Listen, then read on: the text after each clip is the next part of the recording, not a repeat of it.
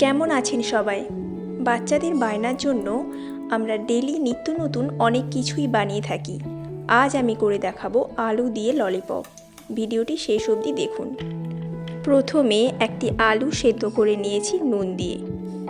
এতে ইচ্ছে মতো আপনি সবজি কুচি যোগ করতে পারেন।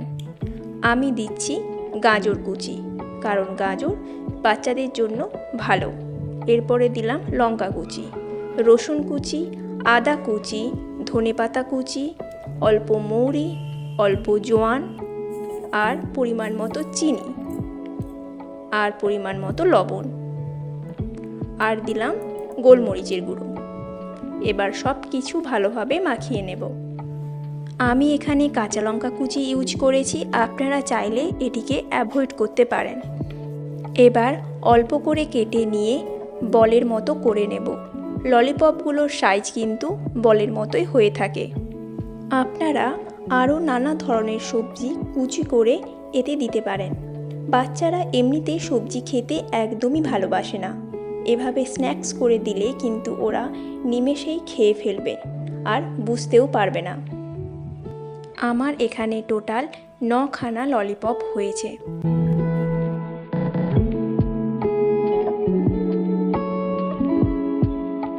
এবার একটি বাটিতে বেশ কিছুটা কর্নফ্লাওয়ার নেব।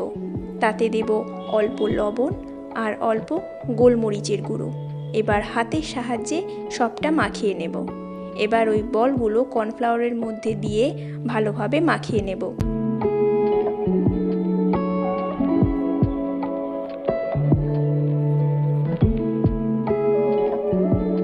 এবার কড়াইতে দেব অনেকটা পরিমাণ সাদা তেল। তেল গরম হলে বলগুলো দিয়ে দেব।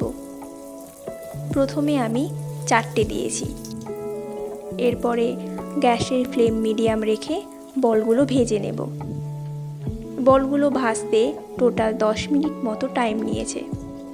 দেখুন, বলগুলোর কালার এমন হলে নামিয়ে নেব।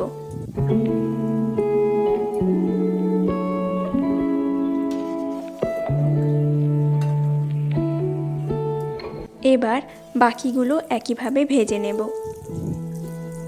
বাড়িতে গেস্ট এলেও আপনারা এটি বানিয়ে দিতে পারেন। খুব চটজলদি এটি হয়ে যায়। সঙ্গে চা আর এই ললিপপ পরিবেশন করুন, সত্যি গেস্টরা খুশি হয়ে যাবে।